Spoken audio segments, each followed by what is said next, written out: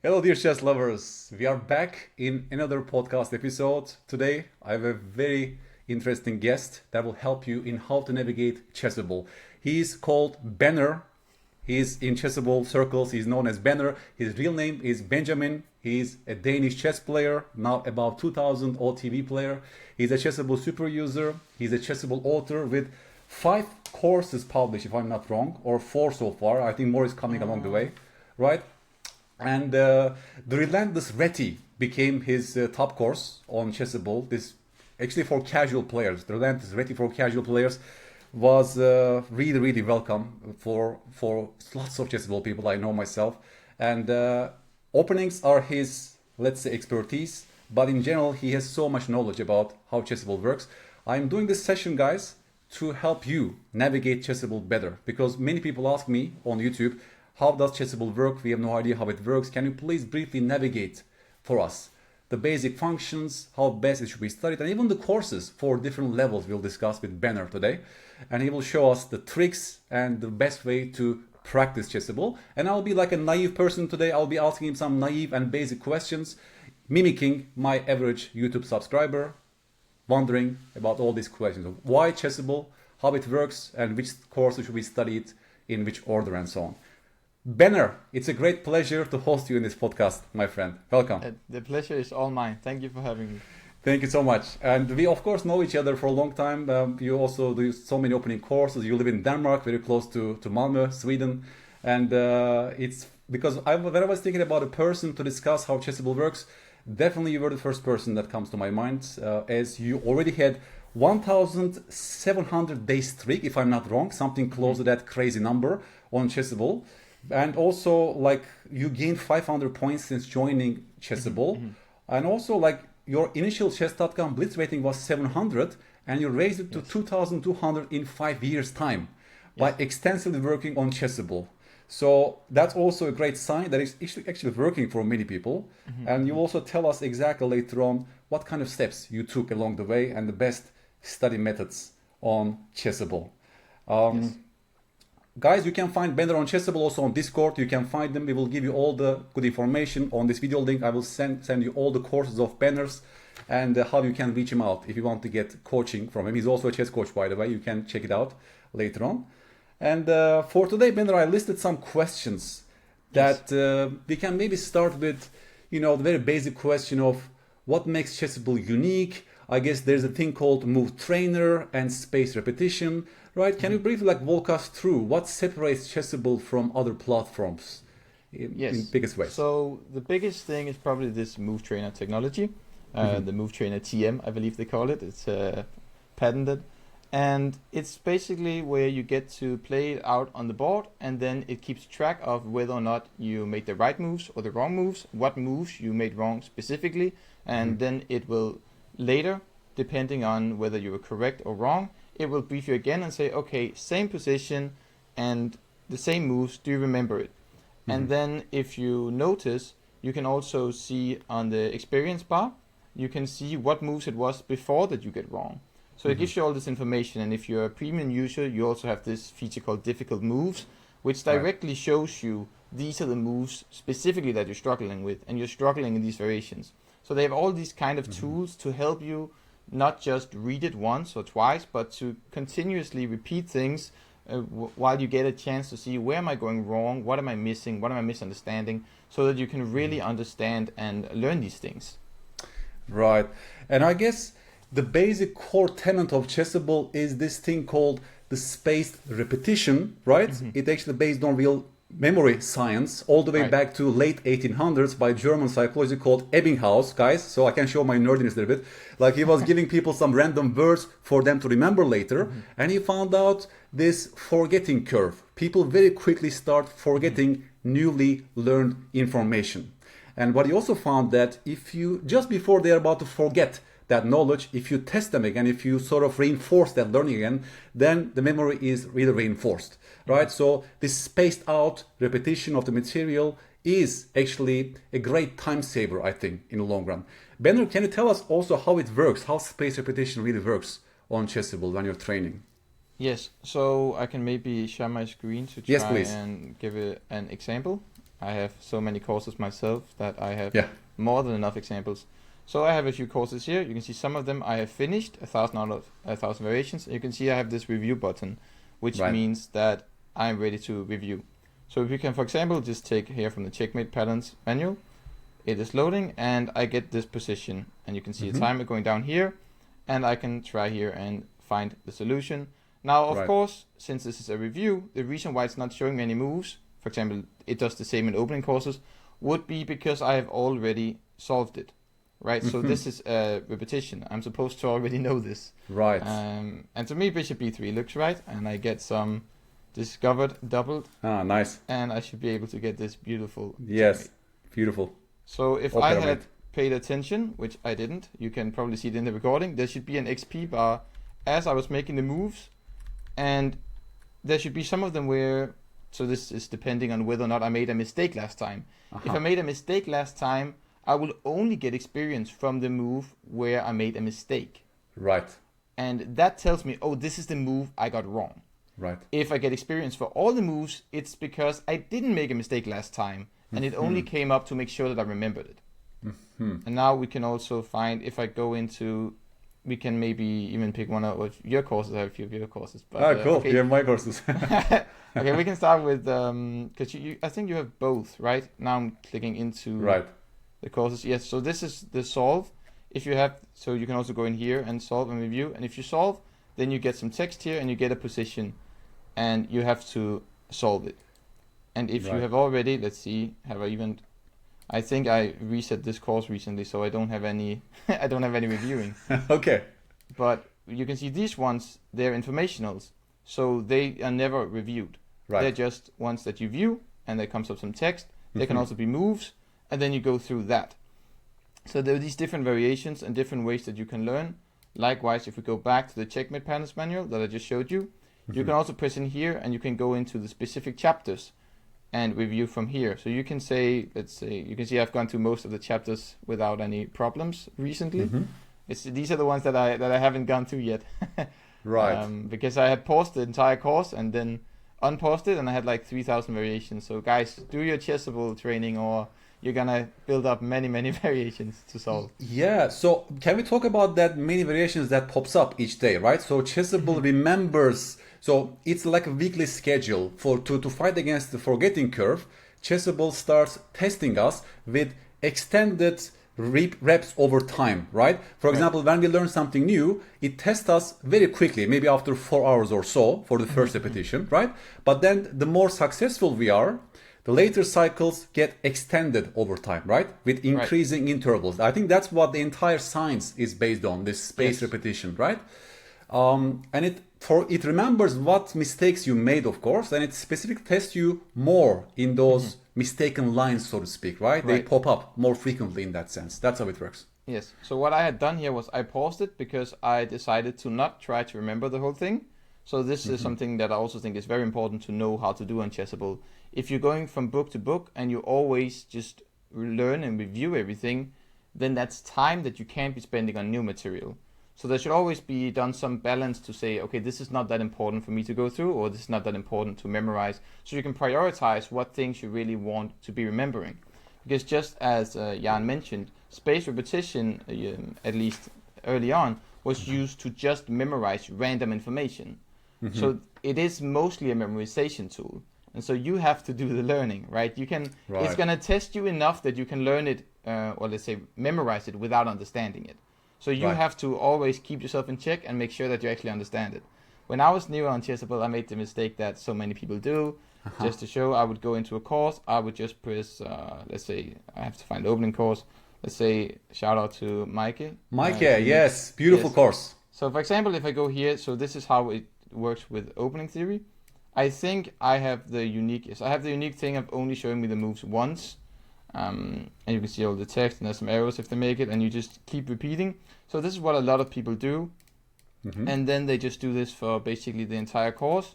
And then whenever they are done with a variation, then they just go back and they repeat it, and they do this until they can remember all of the moves. But the problem with this is it doesn't. Yes, so normally you would have 3 repetitions. I can show you where Right. I change the setting. Here you can change all of the settings. I don't know how many you have if you're not a pro member, but there are things here like key moves, all moves. If you have all moves, it always starts in the early variations. For example, if we go back here, you can see the bold moves are the key moves. So now if I press learn, this variation starts here. Right. It starts here. And if you, because we already learned these moves, Correct. and if you think, okay, that's too much, I can't remember it, then what you can do is you can press all moves. I think this is now the standard setting after many years. And that means now when you learn the new variation, it starts all the way back here. Okay. So you always start from move 1. You have, I believe you should have control over this even if you're not a pro member. The same with the repetitions. So the standard would be 3 repetitions and the full variation. So to show you how that works out, again, we start from 0, and after you go through the full variation, okay, it's a bit of a long variation for the demonstration. Maybe some of you guys want to learn the Nimso Indian, and I'm giving you some free material. Oh yeah, that's a good course, by the way. Yeah. Yes, and then once you finish the whole thing, it's going to test your memory. Now, unfortunately, I'm talking here, so I cannot claim to be paying too much attention to the board. So I might not be able to remember all of the moves. You're very impressive. Yes. Yes. So here you can see now it says 2 out of 3. So now I'm supposed to be playing all the moves again. So let's see if I have been paying attention. Right. Now we're just repeating, or guys. castles. I haven't been paying too much attention. Yeah, it's castling. And she wanted us to play b6, bishop here. Oh, not yet. Okay. Oh, d6, knight here, a6. So this is where you can see I can sort of just memorize the whole thing. Right. And now it wants me to do it again. Third time. And this, you can see, if you're struggling with something along this line, and maybe you stopped for a while and started thinking, like maybe here you're thinking, do I play d5 or not? At the third time, you really should be able to remember it quite well. Right. So now I shouldn't be making any mistakes. If I want to promote Chessable very well, I will show no mistakes this time. Haha. So now I know Perfect. it. And in a few hours, it's going to come back to me and say, now it's time for the spaced repetition. And it starts from the beginning again. And again, one thing that I actually like to do is to learn it like this. And then I go in here and I press key moves. So now when it comes back, and I should, for example, overstudy, or it comes back to review, now it starts from here. Right. So I personally like to do that, because when I'm learning a variation, it can be very confusing that it doesn't start on move 1. But when I've learned an entire course, I no longer need it to start from move 1. Correct. Because then I already know the repertoire. Then I can start at the key moves. So this is, I think this is what makes Chessable so good. If you, and also let's say I really dislike this variation, for example. Let's say I think this is useless at my level, I don't need it. You can just press the pause. Aha, you and can pause it. It's not going to show up in study sessions. Right. So That's you can nice. choose what you want to remember and how you want it to test you. And this I know is only available to paying users. You can go in here and you can change the schedule. So I can go in here and I can make my own schedule. So if you're the science nerdy kind of guy, so I guess right here we should be able to see the exact. Oh yeah, these are the reps, the different levels. Yeah. Yes. I think this is the one that it uses normally, this 4 hours, 10 hours, 1 day. So you can see how it works, and rate of increase is 2.5. If you think, you know what, I want it to come after an hour, I want it to increase, wait, one, does it just keep, if you really want to train, you can do like this. Okay. So you can change these things after what you think is the most important. And I think this is really what makes Chessable so fantastic. I would probably say stay on the spaced repetition. I have failed to find anything better because they have the science, right? I don't have the science, so whenever I think I've outsmarted them, usually I haven't. But you can play around with it if you want. And I think this is part of what makes Chessable so fantastic. You can say, in this course, I want to, let's say, learn all the moves from move 1. I want them to repeat this many times and come this often. For this course, I'm going to pause, let's say, these chapters that aren't that relevant. Maybe I don't meet it at my level. And all of these different things, and you can make sure that it's just right for your learning. And I think this is what makes Chessable such a powerful tool. Yeah. Because everywhere else that I know of, even chess.com and all these other ways that you learn, there's one way to do it. You do it the way that they do it, and there's no repetition, there's no studying in terms of overstudying and this review. So that's really, to me, what sets Chessable apart from the rest. And it's super easy to pause. Let's say I'm in this quick start and I say, Now I've learned the entire course. I don't need the quick starter. You can just press pause. Right. And it only pauses the quick starter. But it pauses everything in this chapter. You see, if I move to the next chapter, nothing is paused here. Right. So you can choose independent chapters. And if I now, let's say, I decide to pause the entire course, now all the chapters are paused. I can go into one chapter and resume all of that chapter. And these things make it super easy to always be in control of your reviews and to always stay on top of it and make sure that you don't get overwhelmed. Unless you do like me and you pause full courses and then resume full courses. But I take full responsibility. That's my way of using Chessable. Right. It's such a nice tool that you just described to us, Benjamin. I mean, also some parts I didn't know fully. So, by the way, guys, we're not funded by Chessable for this, for this video. No. We are totally doing it independently. I want to also learn how exactly it works. He's a super user. He can teach me so many things. Also for you guys, because many of you ask me exactly how it works. We also want to remove the friction to make it accessible for you, because some tools are not so intuitive to say that way, right? So that was quite a good start. Like you described to us MoveTrainer and the basic setups of how it works and the basic space repetition we were describing. And do you think in general, in terms of what is it good for, space repetition? Let's discuss that. Is it good for general patterns, positional patterns, checkmate patterns, opening memorization? Are there specific parts of chess knowledge that's actually quite excellent to use that? I think this is probably the most heated question you can ask in Chessable. There's a lot of discussion. So one thing that a lot of people talk about is openings, of course. Everyone loves their Chessable openings. I mean, it's maybe I'm the right guest for it, and you're the wrong podcast host for it. Because I have no opening courses yet. And I have nothing but... no, I have one defense course, that's right. But apart from that. So it depends. So that's a perfect illustration. It really depends on the person. Some people love that they're able to go through these positional ideas again and again. And other people, they just prioritize going through these openings because, let's face it, if you're playing, let's say, you're playing some crazy King's Indian defense or Benko or maybe even harder, we can say a Benoni, or if we go really crazy, an Evans Gambit or something. These things you just need to know. There are some moves, there's no discussion, you need to remember it. It's not even really understanding, it's just you need to know these moves. And sometimes, you can also see this in certain courses, especially lifetime repertoires, you get these computer moves that don't make much sense. And you can't really understand it other than just, oh, I remember this being the move, because it works out concretely. And in those cases, MoveTrainer technology is excellent. It's almost the only way to be able to remember these moves. But when you're playing, let's say, the slow Italian, it's almost useless because all of these small intricacies and move orders and these ways that you can transpose from one position to the next, especially this transposition, it's really, really tricky. But this is also where the quality of the courses and the authors come in.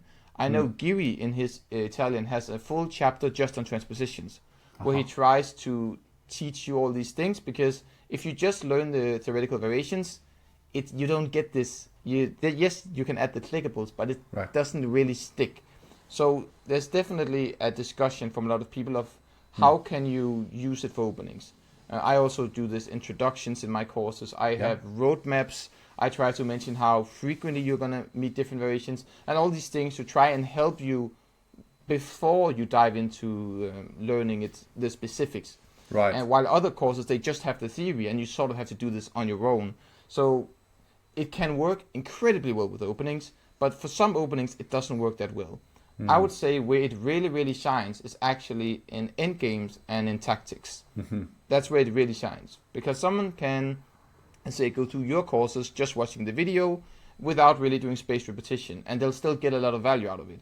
Because yours is so focused on ideas and concepts. The very specific, concrete ideas are not as important, because you're trying to teach something bigger, something broader, something more useful than the exact moves. So if you just keep drilling all your courses like a tactics courses, that's missing the point. That's missing what you're trying to do.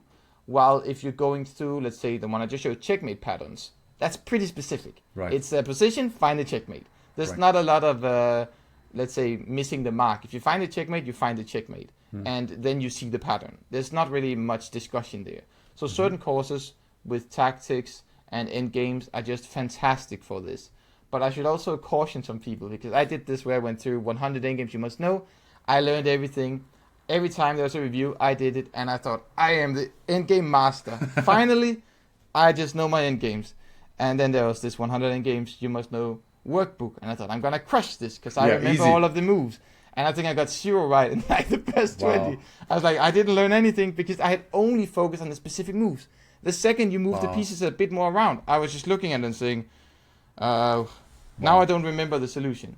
So I didn't understand it. I just memorized it. And I had to go back. And the funny thing is, there's plenty of explanation. There's plenty of text in the book. It teaches you everything. But I was just skipping the text. Right. I was just only focusing on the moves and just continuously studying the moves that I forgot what it was trying to teach me. So I think it's also very important, this intent with the learning is something that I always try to focus on with my own students. This we should be intentional about what we're trying to learn. And if we're trying to learn the patterns and the logic behind it, for example, 100 endgames you should know, it's not really about the endgames, that it's like the very specific endgames. It's about illustrate, especially the pawn endgames. He says this many times. These are patterns. These are ideas to keep in mind, so that when you're in an endgame, you can consider how to apply these and do your own calculation. It's not meant to be a result sheet that you just remember, memorize, and then know everything. And that's how I try to approach it, and it didn't work for me, right? But at the same time, like I just said, if we're in this checkmate patterns, or we're in this tactical, let's say woodpecker. Woodpecker has its own thing. It has this, I showed you before, you could choose these different ways of repeating. There's one of them that's called cyclical, which is this woodpecker where just you actually decreasing again intervals. and again and again. Yes. And that's of course trying to say these are patterns. If you see them again and again and again, you will recognize the patterns. So this is not about, let's say, some positional concept. This is not about, good night versus bad night. This is a very specific pattern. And in that case, the MoveTrainer is also fantastic. And so I think it's very important to always keep in mind, what am I trying to do? Why am I using the MoveTrainer? And is it useful for me right here, right now? And maybe also to say, let's say, if I'm going to one of your courses, what I did was I usually went through the entire course without reviewing anything. And then I would review it, let's say one chapter at a time, around 3 to 4 times. And then I would pause everything. And then a couple of months after, if I wanted to review it, I would go through the whole thing again. Because I'm trying to pick up the patterns, the ideas that you're giving me. I'm not trying to remember the very specific moves. That doesn't... So every time I should see your course, it should be, I know what he's trying to teach me, but I can't remember the solution. So I should have to find it and apply what I'm learning. And many times I find myself lazily going through these variations, and that's when I make all the mistakes, because I'm not actually calculating and trying to think. So this intentional learning, I think, is very important to keep in mind, because Chessable gives you all of the tools, but it's very easy to just not use them correctly, right? I mean, just because you have the right tool doesn't mean you're going to use it right. The thing with the person with a hammer, they only see nails and want to hammer them in. This is like you have the whole toolkit. Everything shouldn't be used as a hammer, right? Sometimes you have a screwdriver and all these different things. So it's important to keep in mind what the different courses, what they're trying to teach you, and how to best approach it with the MoveTrainer technology. And I think that's where a lot of people, they make mistakes, because they don't really think about it. They just think the MoveTrainer is optimal for everything they're doing, and they should just be reviewing whenever Chessable asks them to. And of course, this is a good start, but it's also very nice to be aware of why you're doing what you're doing, and specifically, like I'm saying, what is the author trying to teach you? Why did they make this course to begin with?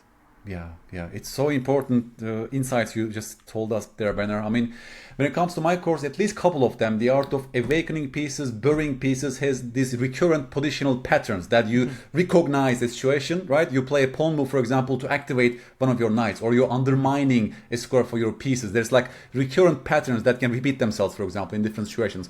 So for those courses, I think it's actually quite useful to use that. But maybe when it comes to the art of multi-purpose mode, which I expect you to think deeply about the position, right? It's not like the same pattern over again. What's the best move here? You need to look at the entire board and so on, Or chess, crime, and punishment, for example, in that course. I teach you like typical beginner mistakes and interesting positions, lots of insights and descriptions also in the video. So maybe that's also not perfectly fitted for that MoveTrainer technology. And it's so important also for the author side, to mention this to the students. Definitely. It's something that it changes a lot from course to course, and you can also see it changes how aware the different authors are in what they're creating.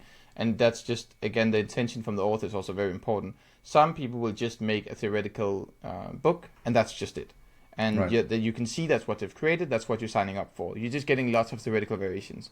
And you have to do most of the work in terms of organizing it and finding the head and tail, and that's completely fine. I mean, sometimes it's a very strong player, and it's, getting an opening file with some comments from a top grandmaster. I mean, that's a steal at the price, right? You just have to know that's what you're getting, right? You're not getting like each step guide. You're not getting this manual to best organize everything, because they just have it in chapters. I think there's also the Chess Explained in some of his earlier courses. So this is also something that's very important. Chessable has changed over time as we users, and especially the authors, have learned how to use the technology. If you go back, a lot of these old courses, they don't stand a chance, primarily because they were built differently. So it's not because the moves are bad or the theory has changed drastically. Sometimes, but let's be honest, it's not. The theory hasn't moved that much in these last couple of years, especially not for the casual player, or let's say the average Chessable user. But still, if you go through, for example, Chess Explained, he has some old courses. I remember his, I think it was the first Keep It Simple E4. He has this chapter on 4-night Scotch, and the variations are just called 4-night Scotch 1, 2, 3, 4, 5, all the way to like 130. There's no overview, there's no branches, there's no any of this. It's just 130 variations. And it's so funny because you think, that doesn't sound like Chess Explained. And it doesn't. If you see any of his most recent courses, he always has overviews and neat chapters and all of this. But that's not how Chessable was to begin with. We didn't know how to use this technology. And it was just this drill moves. Here you get all the moves and just drill them. And I think we just learned as a community of authors and users that this was not the way to go. And so most recently, I made my course The Relentless Retty because I realized there's almost nothing for casual players. There's almost nothing that's, let's say, compact, where the author has picked the most important variations. At that time, they were beginning to make all these Latin repertoires like Wesley. So you get 2,000 to 3,000 variation, which is absurdly cheap, of course, from a player like Wesley. So, but for most of my students, I'm like, you're not supposed to be learning 3,000 variations for each of your openings. You do not have the time for that. And even if you did, please learn tactics and positional chess instead.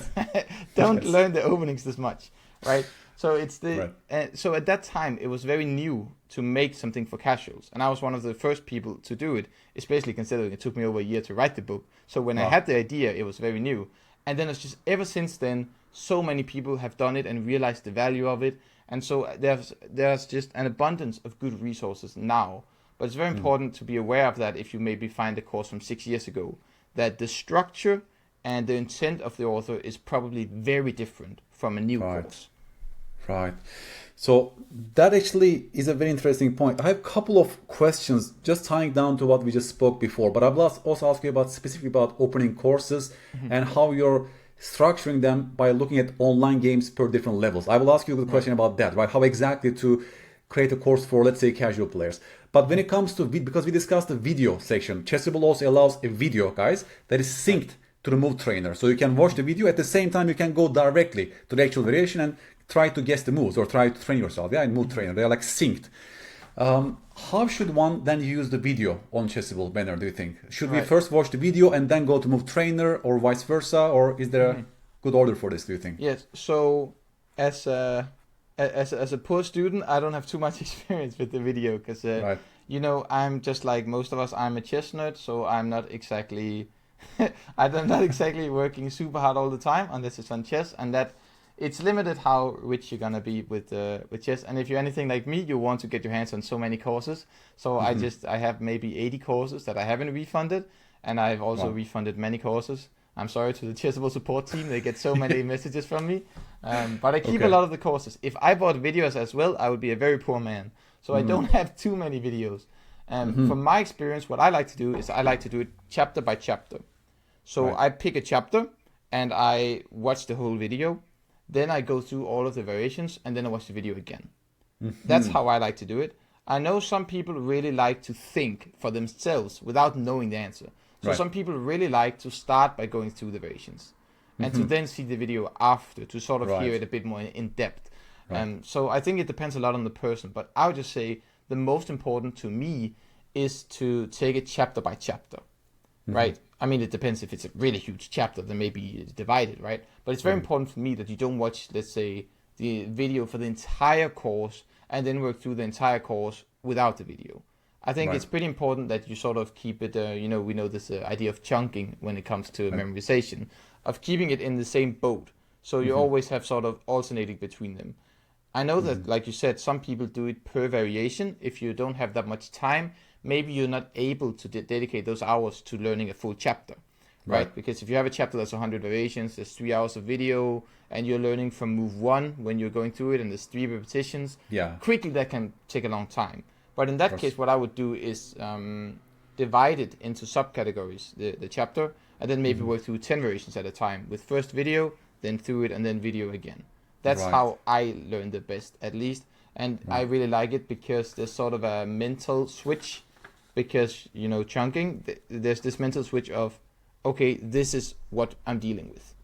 If you keep alternating, you sort of lose the big picture. Big picture. It's a really nice way of using the fact that it's 2 different ways of learning to sort of use it to tie a knot. Because then you watch the whole video, and it's like, okay, this is what I'm dealing with. This is where I am at. And then we do it again with the MoveTrainer. It really highlights, like, this is what I'm learning. And then you can go to the next chapter and okay, this is a different chapter. And it's like, it's very nice to categorize it and make sure that it's stored differently in your memory. And that's especially nice to me. It's something I realized when I was going to video and not when I was just pressing next all the time. When I was actually choosing the chapters, I realized sometimes, this is a pattern for this structure. Not all structures. Right? Because you might, if you just go through the whole thing, you don't have this sort of chunking of, okay, now when, let's say you're in the King's Indian defense, now I'm in the Semish variation, now I'm in the Makaganov, now we're in the Petrosian, to know these names and different things. But then you just think, okay, what I do is I play knight a6, and then it goes to c5, and I play a5. It's like, you cannot do that in all of the positions. I mean, you could try, but you probably shouldn't do that in all of the positions. And so it's very nice to know, like, okay, now I'm in this chapter. The chapter is about the Petrosian. The Petrosian is where they play d5. I can't remember if it's on the 7th move, I believe. Maybe it's not, but anyone learning the Petrosian can probably see it when they're learning it. And then you can say, okay, so that's when I do this. And you can maybe see in some other chapter that, okay, now that they're playing differently, this idea doesn't work. And I think that's one of the ways that you can really use the video. Because you make sure that you tie the knots and sort of make this confinement to know, okay, this is what I'm dealing with. This is the chapter, this is the structure, where this is what I'm paying attention to. Yeah, that's actually beautiful. There's also lots of science behind productive failure, which means you first test yourself before you learn the material. You test yourself with the material. You try to guess it. Probably you will fail. But then when you watch the video, when you get the instruction, it's really great for learning. You get much better transfer and much better learning in the long run. So also, don't discourage yourself. If you first tackle those variations, even if you fail, after you watch the video, the lesson, so to speak, then those lessons are actually reinforced. So your active recall is actually helping you a lot. And this is also something that it's nice to know that you have control over this. I will try to show it. If I don't have control, then I apologize. But I should have control over this. You can go into... So now I have to find, so we just talked about, I'll go back to Michael's course, because now the people should know how this works, and if not, then go back to the beginning, roughly. We discussed this and showed some examples. What you can do here is also this thing called quiz after learn. I can go and click immediately instead. Right. And now if I learn a new variation, we can even, let's go back to all moves. So this is what the standard is. You can see it starts on 1 out of 3 and it's not giving me the move. Right. And this is a new variation. I haven't learned this. It's a new variation. Interesting. So now I can do it. Yes, so I can learn the whole course as a quiz. Right. If I want to do the active recall. And likewise, I should be able to trick you in your course. I know you just talked about all the benefits, but let's say I don't trust you. And I go in here and I say, actually, no, teach me it. Then I can go in here, and we just saw before it said solve, and it still says solve. Oh, wait, why is it still saying solve? Wait, did it not? Quiz after learn. No, immediately. No, wait, maybe it doesn't work when it's a puzzle. Okay, so that's funny, because after learn, I have to learn it first, and immediately I have to learn it first. But I was pretty sure you can also do it here. You can at That's least interesting. game you can. Maybe this is because they agree with you. It should always be active, so you can only choose active but not passive. Aha. But I'm I pretty sure you could see. do it. I was very sure that you could do this where it gives you the move. Okay, but if you don't want to do that, you can also press the hint, and you can even press the I don't know to get the moves with the text. Right. So if you really want passive learning, you can always do that. And you also have this thing that you can always do, which is also just if you want to read but not see it on the board. You can always press in and see it like this, where it's just text. Yes. That's very important. This is like, worked out example learning, like direct instruction. Yes. That also has lots of support, by the way. So for beginners, it might be good to first of all read the annotations like that. And of course, the explanations behind, the why questions behind, right? You see the solution, but you see the steps toward the solution deeply. You engage. You let the author explain the concept to you. And then later on, you can test yourself, for example. Yeah, that's also actually quite a powerful method for beginners, especially. And the funny thing is also here, I know that they messed a little bit up with your courses after they changed this.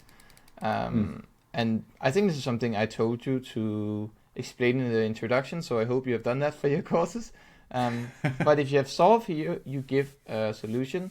So I believe it was taking and playing b4, if I'm not mistaken, because we want some squares for this knight. Yes. Yes, and then we shut down the rook here. I don't know if you mentioned it. Maybe that's not what we're trying to learn. No, we're just trying to learn for the knight. Okay. I also liked it because it's shutting down for the rook. So this is also something which you can do if you... Yes, so that's b4, why you say this also makes sense, because it shuts down the rook. Correct. But here you can, and this is what the clickables do, it shows up on the board. Right. And you explain that there are some tactical problems here, if you do it correctly. Yeah, you can read the clickables with all the variations. But my point was, if I now go back here and I say delete progress, and again, this is every time these settings, if you're in a chapter, it's only for that chapter. Yeah, it doesn't maybe not transfer the other settings. one. If I'm completely on the course settings, that should be for the full course. But when you're up here, because you can see it's called chapter options. So this one, if you pause, delete, fast forward, is only for this chapter. So now, and yes, I've gotten a heart attack so many times because it says all progress has been deleted. And I thought, no, and I go back and it hasn't. It's only for this chapter. Only for the chapter, Yes, okay. I can go back and see the first I'd only learned these two, so this is still saying 2 out of 2 learned. Right. So it's only for this chapter. And now I can press all moves, and what you'll see is for all of your courses, you've been very generous, because what you've done is that after these moves, and now I'm definitely going to fail, you've showed the instructive continuation. So now you're actually going to get tested in it. Aha, that's interesting. So you can, of course, keep on going, right? Even though these are not key moves for us to study, we can keep on going. Yeah, so this is pretty important because it's something that you used back when it was always on key moves. Yes. But now it's on all moves, so the average person is going to train it like this. Right. If they don't change it. So it's also nice to be aware, because there, it's again this intention of the author. Correct. Because they can see that you have given them 2 options and they get to choose. Yeah. And let's say there are 1,200 online. It's probably overkill to be teaching this whole line. Yes. Right? For sure. So it's nice for them that they can just go in here and change it. Change key moves. Yes. For all my courses, folks, you have to set it up to key moves. I want you to only train the key moves, not the entire variation, basically. Right? Yes. That's very important because otherwise it just gets too overwhelming, basically. Mm-hmm. Yeah. And you can see in the theory, when we looked at Mikey's course, you can see all the moves. And of course, you can't do that here because it's a problem solution. So it's not going to show you the moves here. But if you go in here, you can still see, if you look, that the key moves are bolded. Yes. And here you can see when they're no longer key moves, they turn gray. Yep. So it should still be nice and easy to see what you're really supposed to be training. Correct. And what is there to just teach you some extra. Right. Of course, I left those variations to show people how it continues, right? How it logically connects to the next phase of the game. Right. That's why I include those extra moves. But I'm only expecting you to test, get the first 2 moves in, basically, for this. Also, what you maybe could do is go through your course a few times, and then after you've done that, then you change it to all moves to see if you really. You can do it. Yeah, if you're fully immerse yourself, if you know everything, then you can also tackle all moves later on, right? Chessable also gives you that. Wow, so we discussed so many nice things so far, but I have a couple of interesting questions. A couple of questions about the openings in general, opening courses. First thing is, can you take notes while you study on Chessable? Is there a way for you to write your own notes somewhere after the moves, or you're dependent on the notes by the author Yes, at you all can times. write your own notes. I've never done it because my philosophy is always that I should be able to find it over the board. So for me, I've never written notes, or I've always gone to Lichess or somewhere else if I want to write my own notes, because that's the way that I work. But you can definitely do it. You should just always be careful that you're not messaging your author, because it's the same place you're doing it. Right. And we should also mention that, by the way. You can always send authors questions during the course. It's a very interactive platform, guys. It's constant interaction. Authors are updating their course, given your feedback, and the course keeps evolving over time, actually. That's one advantage too. Well, it depends on the course. There are tons of courses where they're not adding anything new. No, I know. So it's important to be aware of, especially because some authors, I know you and I, are very, very fast to respond. Yeah. But of course, if you're buying a course I should not be too, too judgmental here, because it can change a lot. Like, for example, I know Gavin Jones from experience. He's very fast at, and Hellstein. These people are really fast at responding and give great responses. Right. So just because you're a very strong player, it doesn't mean that there's no support. You cannot just say that, or say just because they're weak comparatively, that then they have great support. There are plenty of community authors that also offer terrible support. Yeah. So it really depends from book to book and from author to author. Chessable have had an issue for a long time, where every single course has been called high support. They have changed it a lot, so now there are plenty of courses where they will tell you that there's bad support, but it definitely helps to look in the forums. Maybe I should show that as well. If you have a course, we can even go to any course. What you can do is you can go to the forums, course forum, or if you're in the course information here, you can scroll down, and there's discussions here, there's reviews, and if you go in here, you can see what people have said about the course, things here. And often here, you can see how active the author is, because you see all kinds of questions in here. And you see people, for example, here, lines missing, and maybe what should we do against this? Consider more trainables, further analysis. And then if you press in here, you can see who responded. And you can also see, if the author responded. And sometimes you can see, if we go in here, you can see, oh, Micah, it says author. So you can see if the author has responded. Benner, we can't see your screen right now. Are you showing us something? Because I'm only seeing the leader sport, and I don't see much. Oh, it's because the discussions opened a new one. Yes, I that's why. No problem. I forgot that I'm only sharing my tabs and not my entire screen. Yes. No problem. Right. Yes. So this is where it takes you after you press the discussions, which you saw me press, and then everything disappeared.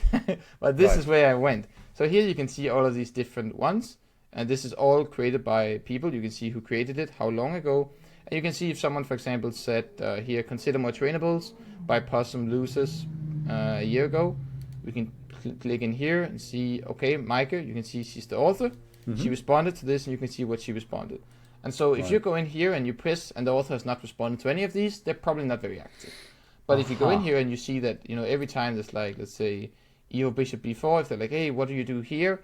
And they respond, you can see, okay, this is a pretty responsive author. You can see how long ago. So you can even see, are they still responding to these most recent ones? So if there's one, let's say, 2 days ago, I mean, not to put her on the spot, I'm assuming she look at that. She responded instantly. Ago. Bravo, so, Mike. Bravo. Very responsive. Within a day, she responded. We tested you 2 days ago. So she's clearly an example of someone who's very dedicated and who responds quickly. And you could also see she was responding. I didn't read the response, but it seemed fairly in depth. So this is a great way to really test if the author is responsive. Right. And what you also can do, now I'm going to go back to the other one.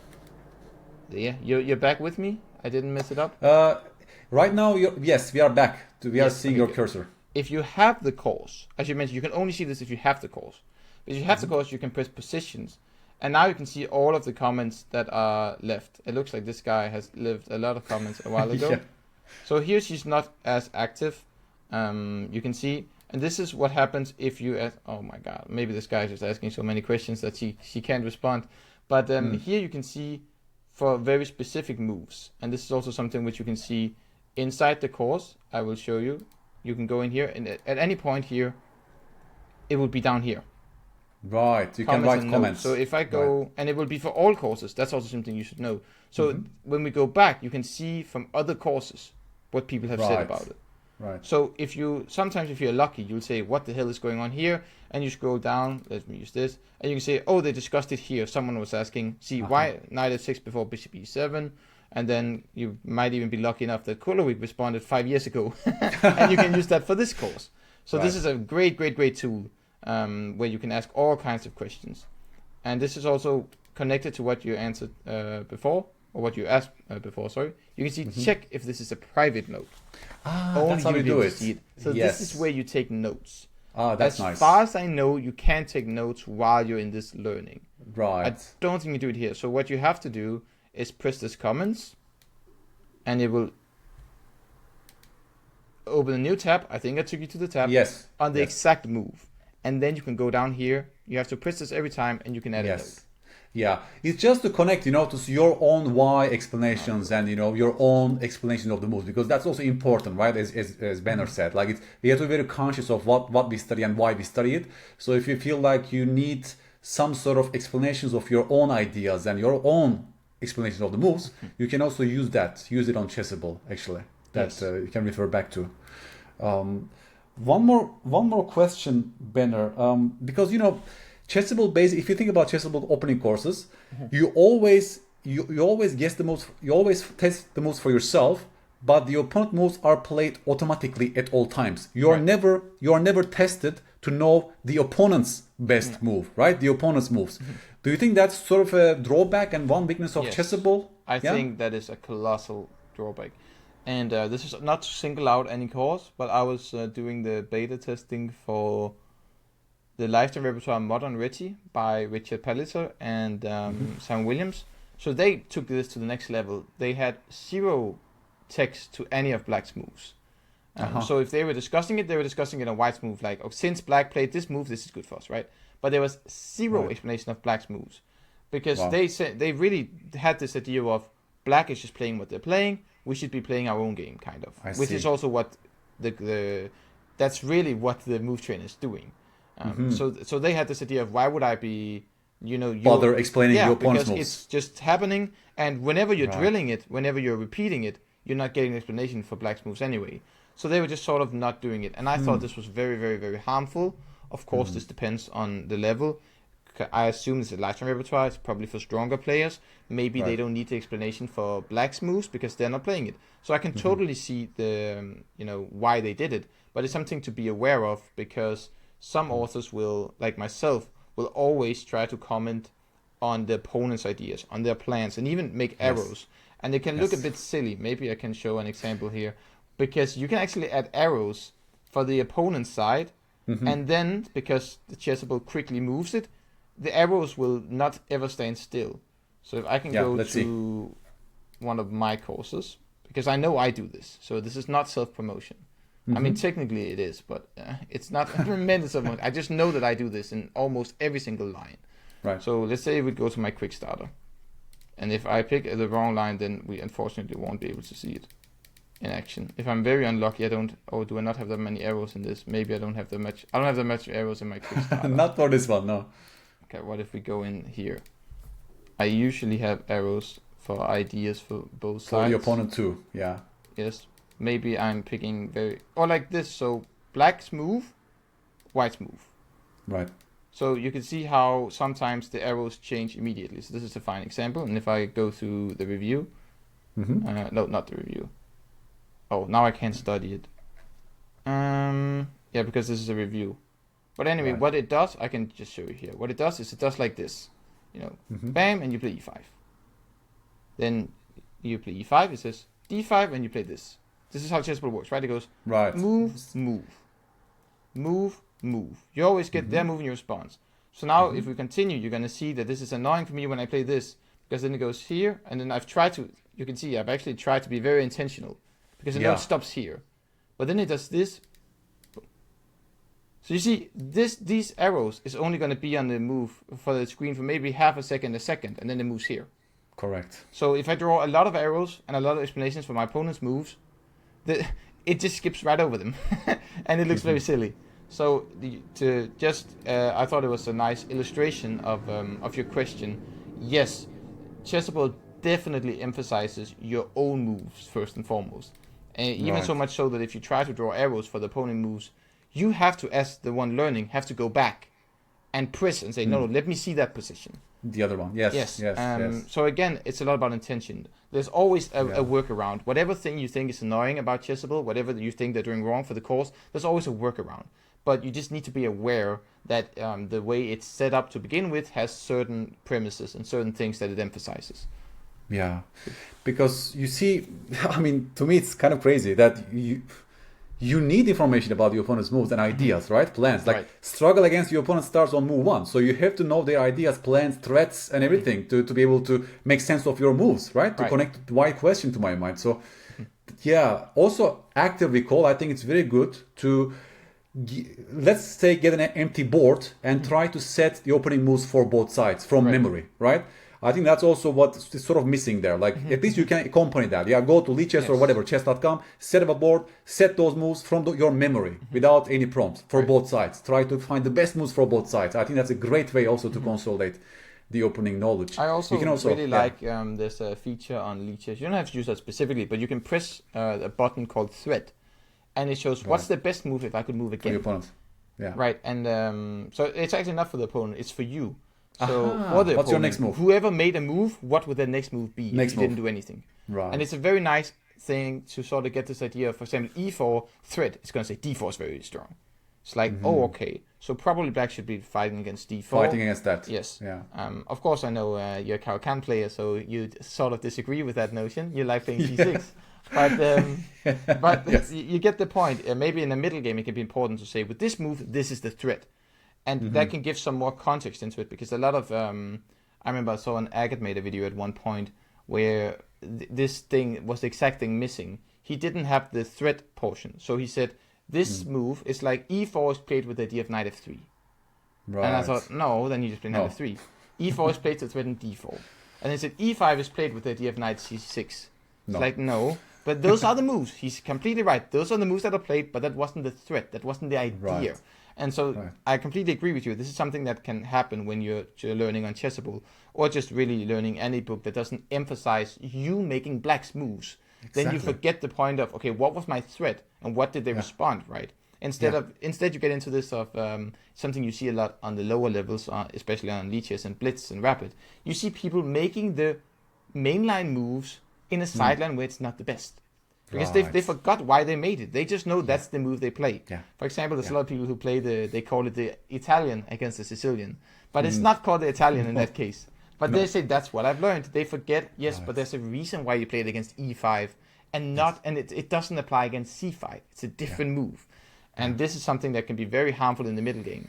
This is why I'm talk all the time about intention. Look at the position. Because if you're just drilling the moves on Chessable, you might be saying, what did black actually play? I don't remember. I just remember my moves, right? You completely forgot that their moves are just as important. Yeah, I also had so many students like that across the years. They remember one idea from one specific line and they just apply it in the other context. That just simply doesn't work, basically. Yes. And when I ask them, why do you do this? They say, that's what I learned in my opening Chessable course. Right? So it's so crucial to understand the context and why those moves are played and the opponent's threats and so on. Right. But that's something maybe future that could be solved at some point, but at least it's also good to talk about weaknesses. Just to also prove people that we don't get funding from Chessable for this video. We also want to discuss potential improvements for the future and so on, to move forward. And so we talked about study functions, reps and timer and so on. And also of course the whole gamification part, right? Chessable is giving you points after your successes, right? You gain badges, you gain like up levels, you gain some rubies. I'm a sucker for these. I think I have almost all the badges. Okay, so you must be quite high. 123 out of 132. And the last badges are just courses I really don't want. But it's like learn 500 variations. I'm like, I really want the badge, but I have so much other things to do. So, and I guess from learning science it's good for dopamine release, so you get some dopamine release when you're learning. It gives you extra motivation and that's gamification also better. It's also easier to remember then when it's fun and when you're enjoying it. So even just, let's say, if we sort of try to forget the whole it's just trying to make you play more, it's just trying to make it addicting or whatever, it actually helps you study better and remember more. So there's definitely something to it. There's a reason why we do this gamification, yeah. Right. It's also good for you to know, guys, like when you go to Chessable, the whole gamification starts. And we discuss author engagement and updates on the courses, of course. Maybe then in the final phase of this talk, we can talk about some good courses for different levels. Right? That's also could be nice. Maybe you can show show your screen for different levels, because there are some like legendary courses out there, but you also, of course, your own experiences. I think Benner is also unique in the sense because he's worked with so many adult improvers who found them through Chessable. So he has some offhand experience of what works and what doesn't work for these people for different levels, and he will share us his experience of those courses quite soon, guys. Yeah, yes, you're free to go. That's a good idea. I think the number one thing I would tell just for anything, and maybe Chessable, they're probably not going to be happy to hear this, but stop buying lifetime repertoires. If you're below 2,000 online, you really don't need it. And I know what I've actually noticed, and I've had some heated debates with Chessable, not heated as in throwing insults or mud or anything, but heated as in long debates where I tried to really get into it. Unfortunately, by the end, we didn't really find a resolution because it was clear I had a different stance than them. And I've had this back and forth with them multiple times. Also, some friends of mine, some of our common friends like Hoop, have been in talks with them. And it's because they started making lifetime repertoires shorter and more focused on understanding on shorter variations. And I was telling them this is not what a lifetime repertoire is. Because they tried to sort of change what a lifetime repertoire is, because lifetime repertoire wasn't really relevant for most of their audience. Right? If you get the, let's say, again, I absolutely love Gavin Jones. I think he's an absolute fantastic author. He makes some of the best, highest quality courses, and you get insane value for your money. But when you have 3,000 variations just for the King's Indian defense, I mean, my go-to, and this is also a bit of a situation, but if there are more variations than you have in rating, stay away. That's a really good one. You should not be learning more lines than your rating.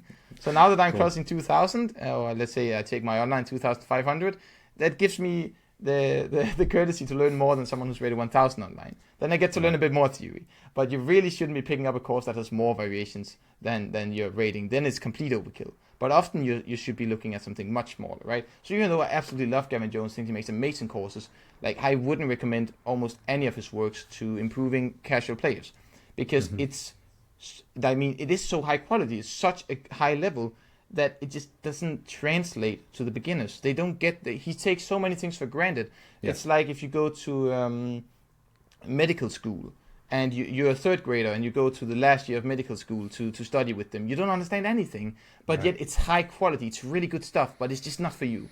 So it's very important to always keep in mind who's this course for and who is the author, right? I think a lot of a lot of community authors are really good at explaining and making things that they know works for them. So let's say someone like me would say, oh, I played this opening at the 1800 level and I just crushed everyone. And like no grandmaster's playing it because it's terrible, but it works so well for me. For your level. Yes. Yeah. So it's like I have so good experience with this. I want to write a Chessable course for it, and I love chess, so I'll write so many words and I'll be very high support. So you can find plenty of courses like this that would work wonders for your level. And likewise, if you take these lifetime repertoires, these courses by really strong grandmasters, again, some lifetime repertoires are actually made with beginners in mind, so you can't just cross them all off. I know Nils Grandelius is really good at making courses with explanations where he doesn't go too deep and where he really tries to make sure that everyone comes along. Where, again, Gavin Jones also brilliant in explanations, but his courses are so difficult. And he has so many engine moves that are just fantastic, beautiful chess, but you're just not going to play it at the 1200 level. I'm sorry, but if you are, then you're almost wasting your time, because you should not be learning these things yet, right? It's this beautiful sacrifice on move 15 that requires 100 variations. It's not for you. So it's very important to be aware of this. And so that's the main thing I would say. Always be aware of the author and what the intention of the course is. Some courses are simply not for your level. And it's especially with opening courses, because from there you have, I think if there's one that's above Gavin Jones, it's maybe Gajewski. He has like the most principled, objectively good E4 repertoire you can find. I think there was a grandmaster who's now also turned Chessable author, Raven Sturt. He said he gave it 5 stars and said this is equivalent to a top 300 player in the world's repertoire. And I thought, well, should my students be studying openings like a top 300 player? It's like, of course they shouldn't. So even though it's of the utmost quality, it's a fantastic course, it's not for them, right? because I have had multiple students who tried to learn these courses, even some who went through every single variation, and I could see in the games it just didn't work. I could teach them 10 variations, and immediately they scored better than their 1,000 variations. Also just because now they could actually remember it, right? It wasn't always what was the move here? Was it this? And then it just lose on the spot because it was the wrong move and thought, but I thought that was the move here, right? It's so difficult. Right. So it's very important to always be focusing on your level and finding what's right for you. And this is also where I think coaching helps, because something as a Chessable author, I put a lot of emphasis on in my coaching is always, how can I help you improve? Like, what courses would be good for you? So I always talk with my students, try to figure out what are their weaknesses, what are their needs, and find the specific Chessable courses that help them, because that's where I thrive. I know Chessable well, I know so many of these courses, so I can help them find the courses that are just right for them. And you're often on the list, I can tell you. Oh, thank you so much, Benner. I mean, it's a pleasure to be on the list. I know you're a super user on Chessable with so many nice recommendations and experiences. So it's good to be part of that list. Going back to this opening course idea, I mean, there are now very recently 100 repertoires, right? Everything is packed in only 100 lines. Right. Do you think that's a good choice? Do you think is it too little? Do you think, is it the right proportion? My For Casual series was almost the beginning of the 100 series, so I can't be talking too much smack about it. But I definitely think sometimes it's a terrible idea. For example, this Kwang Liam Lee, he made a 4-Knight Sicilian, but it's only the 4-Knight Sicilian. So like you don't get any anti-Sicilians. In that case, I'm thinking, or I think there was also the Open Spanish, which was only the Open Spanish. In that case, I'm thinking, well, what about the Italian? What about the Scotch? What about the center game, Danish gambit, the Scotch gambit? I mean, so many things that just aren't mentioned. In that case, I'm saying, well, this is not actually small. Like 100 variations just for that particular. Yes, that's actually a lot, at least at that level. So I try to, when I make 100 repertoires, so to speak, my For Casual series, it's a full repertoire with everything. Like my most recent one is against D4, Knight F3, C4, B3, G4. Like I'm covering like everything that I can. Of course, it's in 100 variations, so I cannot cover everything. But I try to cover everything that's important, and also just give like a line or two for these things that are rare. And so, yes, 100 repertoires, it's a great idea, but just be careful and actually look at the material.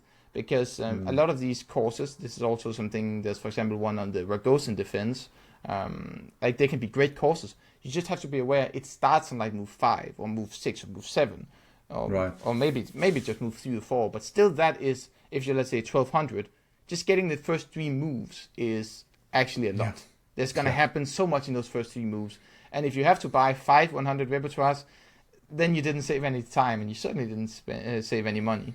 So it's also important to be aware of, let's say, how much does the course cover?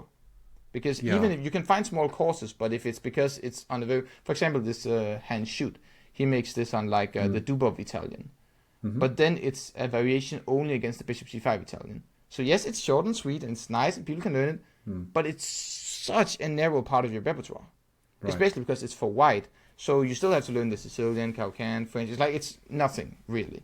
So it's very important to also really notice, okay, how big is this repertoire? Like, yes, it's small. Yes, it has a lot of explanations. Yes, I can get it at my level. But is it comprehensive? Like, do I need 20 of these for a repertoire? Because in that case, it's going to grow really big anyway. And there's also something which is sort of contradicting that I know a lot of people do, is they find like Gavin Jones, and they say, oh, but his courses are so big that the quick start is 100 lines, and that's just perfect. And then that's how they learn it.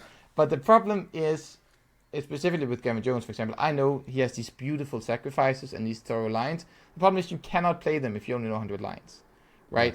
So sometimes you can do this, and it can be good, and it can work well, but you should also be aware that there's a reason why the courses are big, right? Some variations is required. Yeah, it's very important in the sense that when you're creating a Chessable course, it's very important, I guess, as an author, to check actual online games for different levels, right? This is something more and more people are starting to do, yes. Yes, please tell us more about that, because I think that's the right way to approach this, right? Like, it has to be relevant. It has to be the moves that they actually see in their level. I know Kamil Plichter and Nate Solon, I believe, also did it. From the top of my head, I know these guys are some that do this as much as I do. I always think if I recall correctly, Nate Solon, or you had him on your show, He does that. He talks a lot about the data and the science behind it, and he also works with this as a profession. He's a data scientist. Yes, so of course he's going to look at the data. And I know Plicter is a sucker like me. He always looks at all of the scores in his King's Indian defense. He actually gives the score on every single move.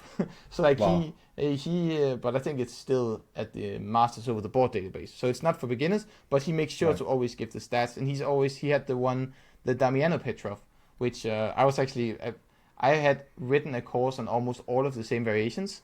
And then I decided, nah, maybe not. It's not really. And he released it. I was like, wait, this is like my course. And then he said, I am looking at the Lichess 1600 Rapid and Blitz. And I say, oh, we're using the exact same database. Wow. That's why it's almost 1-to-1. And when I went deeper, I realized that it weren't that similar. But in the first 4 or 5 moves, we played like the exact same thing. And it was because we was using the exact same database. So you can really see how it changes what you play. And I think that's something which if the author doesn't do, you can do. Right? You have these databases available on Lichess. And I know Lichess aren't sponsored or anything by Chess.com or Chessable. But I personally really like Lichess because everything is freely available. And I've never been very good at using the Chess.com database.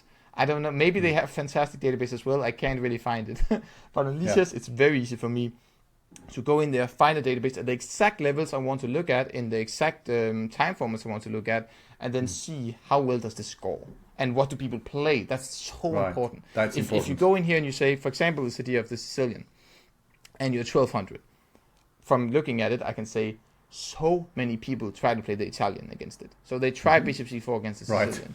Right. If you go in the Masters database, it's almost a novelty. No. Like no one plays this.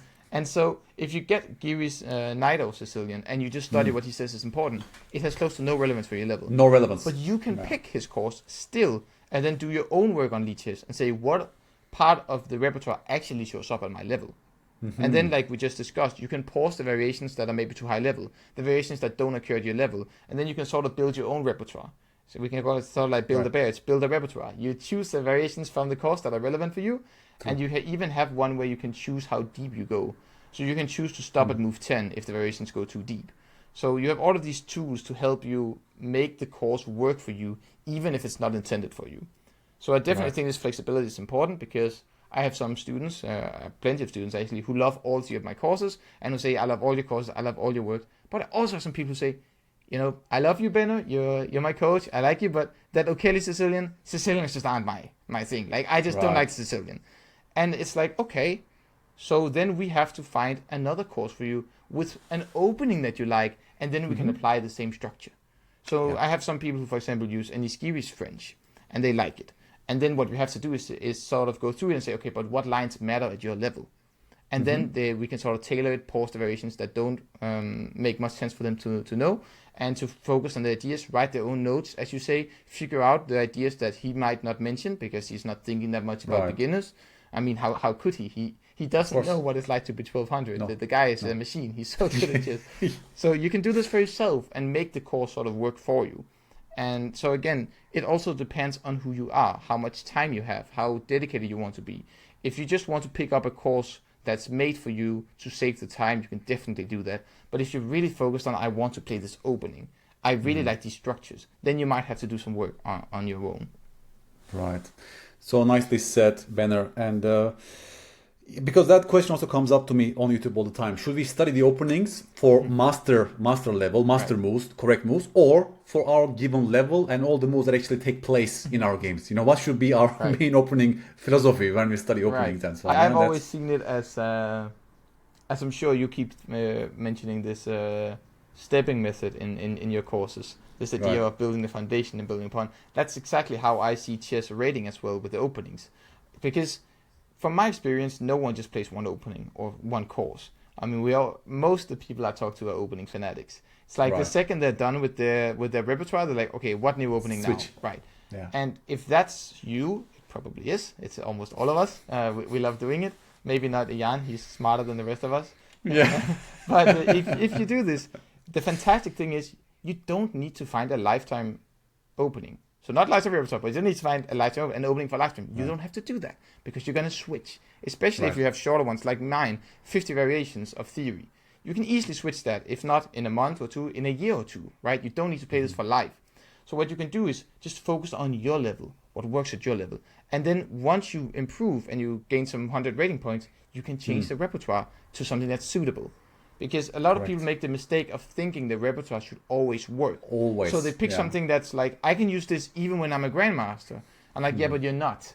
So how about focusing on just slight improvement, and then if you become a grandmaster, great, you can use it. But no need to do it now, right? And Beautiful. that's really what I would say, is always focus on where you're at and on taking the next step.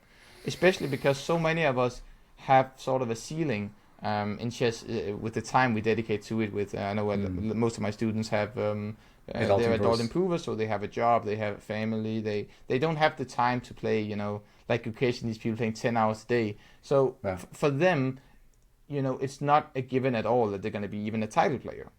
Or maybe some of them not even that they're going to reach 2,000 online. So it shouldn't matter at all to them what these great players play, because they are not at that level. And again, if they can just take one step at a time and slowly get there, then you can talk about it when it becomes relevant, right?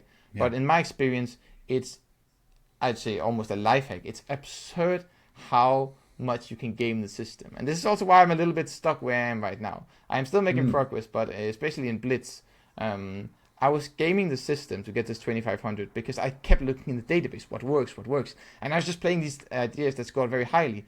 But then you sort of reach a ceiling where now people, they're just better than you. So even though you're better prepared, you sort of meet preparation meets understanding. Yes, right. And then it's like fire and water, and it becomes a battle. So whenever I stopped sort of preparing, then I would start losing because I would meet title players who played for 30 years, and it's like, I can only compete with them because I know these ideas and I have prepared these concepts, because their chess understanding goes much deeper than mine. So I have to get them down this path to sort of get them into my comfort zone so I can still beat them, right? But once you reach my level, it becomes harder to do because people just know more and they've seen more things and they are just better.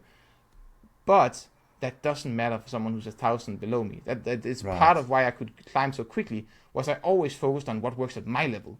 And then when I gained 300, because you said I gained around 300 rating points a year for 5 years, I just kept saying, what works here to take the next step?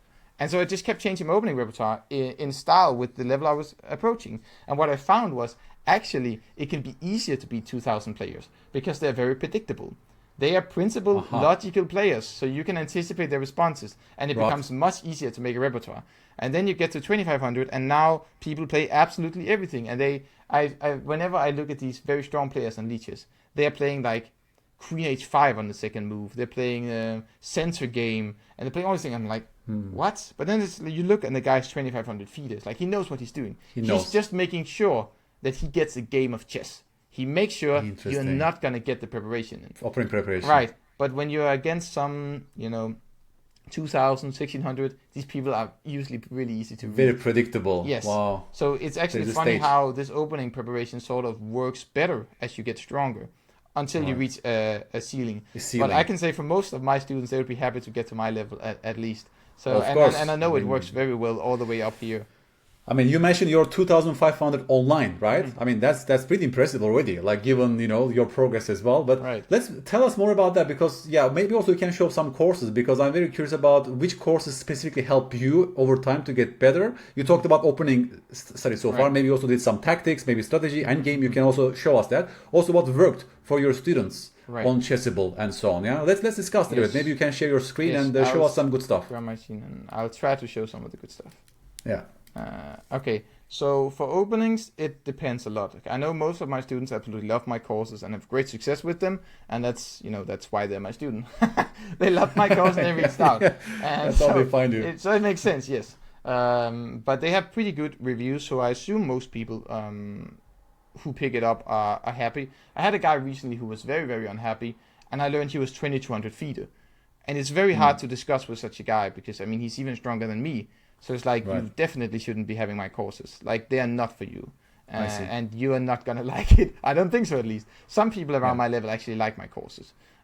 But I would say, there's a reason why I made them. And if you're not in that group, it's not for you.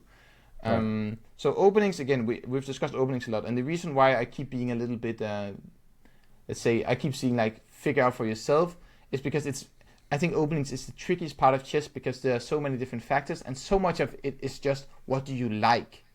right? There's so much personality in the opening. Right. And I really, I'm going to go on a little bit of a rant here before I show you the courses. I Sure. hope you don't mind.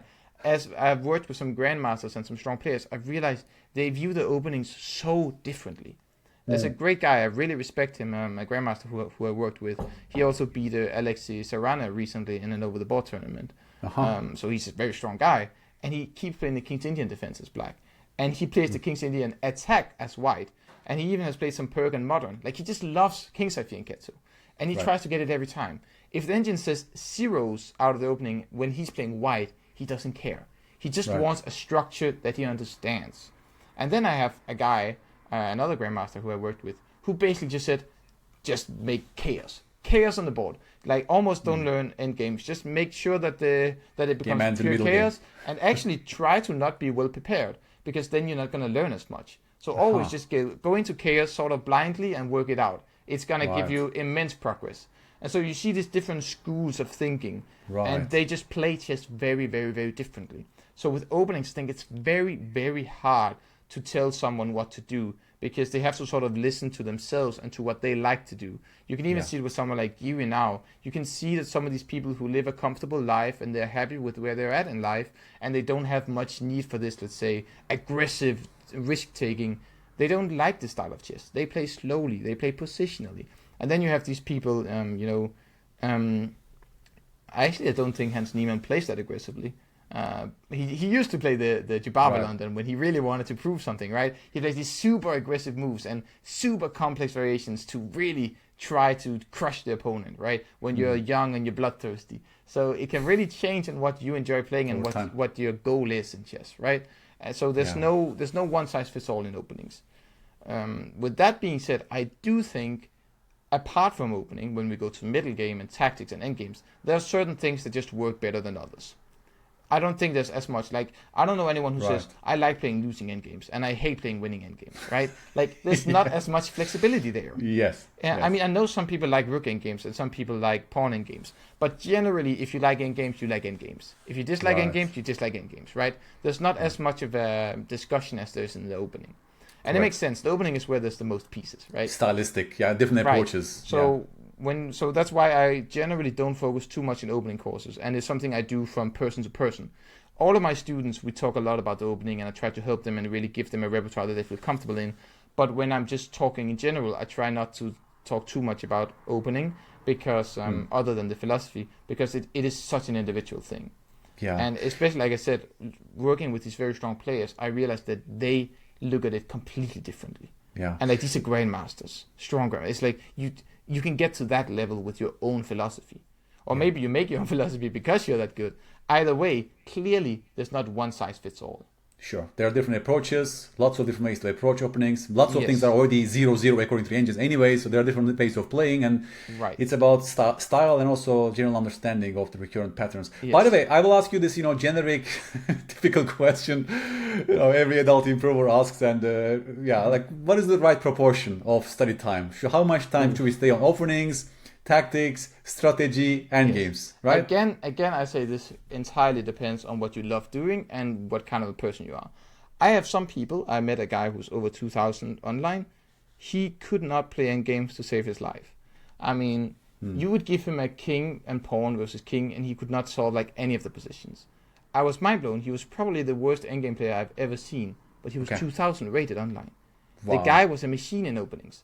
So I could just tell him, like, you don't need more opening for sure, and your endgame is some of the worst I've ever seen. So you can get so much out of studying endgames. I mean, imagine being 2,000 while being terrible at endgames. It's like, imagine being good at endgames, what that guy can do. What a difference. Right.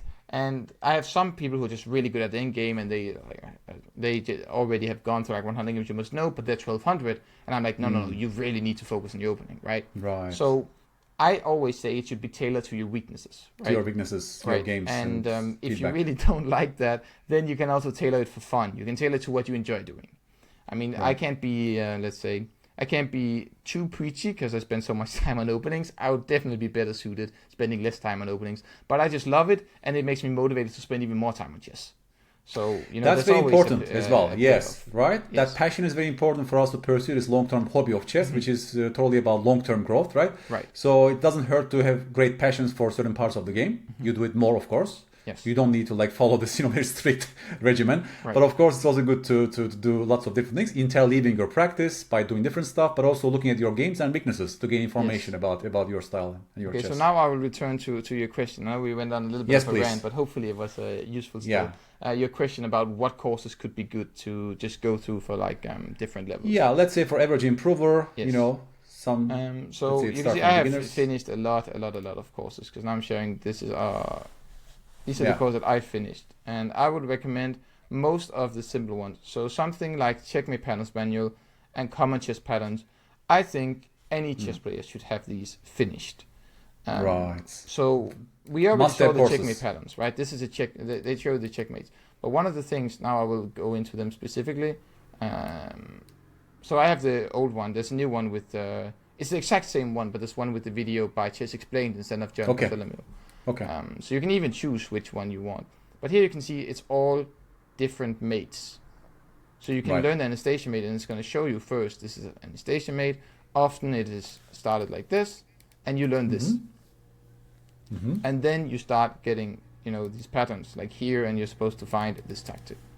Right. So first you learn the concept. Yes. You know exactly what you're learning, and then it tests you, right, for the same concept on a different game, let's say, yes. or a different and then when game. you finish the whole thing, it has these puzzles. Lots. You can see lots and lots of puzzles. It's mixed puzzles. It's yes. more. It's more than half the course. Right. So it's a great way to really make sure that you understand all the different mates, and maybe even you can call it, because I understand it's like, I think we've all heard like the smothered mate, right? We know that by name, but there's also the Anastasia mate, the Arabian mate. Those are ones that I also know. I know the I'm not sure how many of these other I know by name, like the Damiano's mate and the Bowden's mate. I know them, but I don't call them that. The Lawnmower mate, Bagman mate. So some of them help, like the Triangle mate.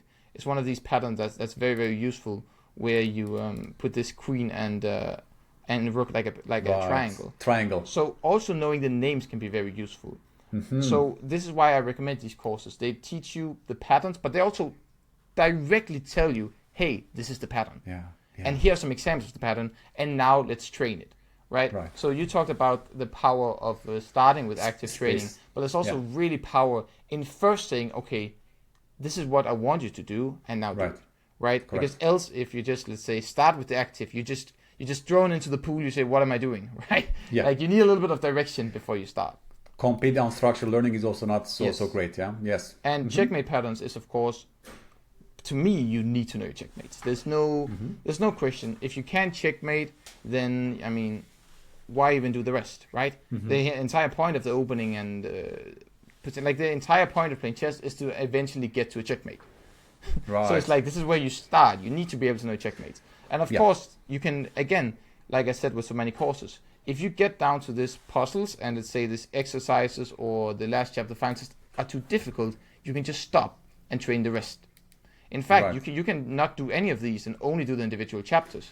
Then there's only 400 variations or something, 400 variations, right? So you can tailor it to suit you, but I would really recommend learning the checkmate patterns. And then we have common chess patterns. And common chess patterns. So many different. Yes, and this is also, you can see I give them 5 stars.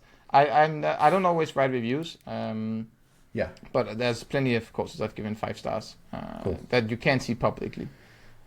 Which is also something I should maybe tell people. You can give stars without writing a review. It's nice to know. Some people think if you give stars, you have to write a review. You don't have to. No.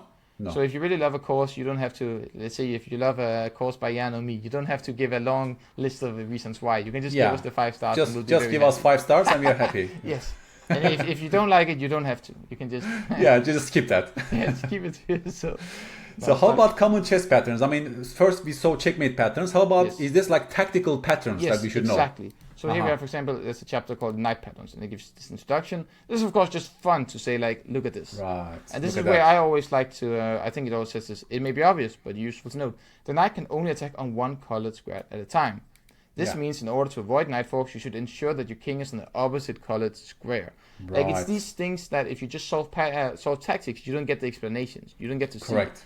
And then more and more you get some like these patterns, and you sort of build them up. And this is what you can see. It's called isolated knight pattern.